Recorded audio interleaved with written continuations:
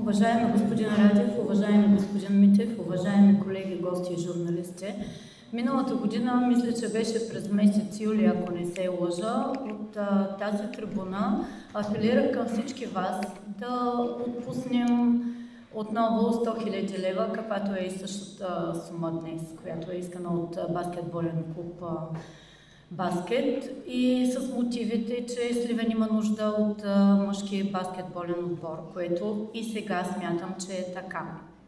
Нещото, което обаче в момента не ми позволява да подкрепя и ще се въздържа, отпускането на нови 100 000 е единствено липсата на отчетност.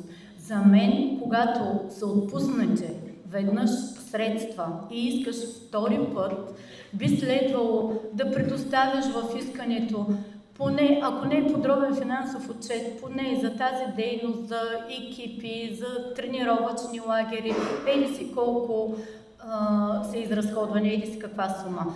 Така че много се надявам следващия път, когато не само този баскетболен отбор, а всеки един спортен клуб или организация искат дарение и са имали преди това от Общински съвет, да предоставят някаква форма на отчетност.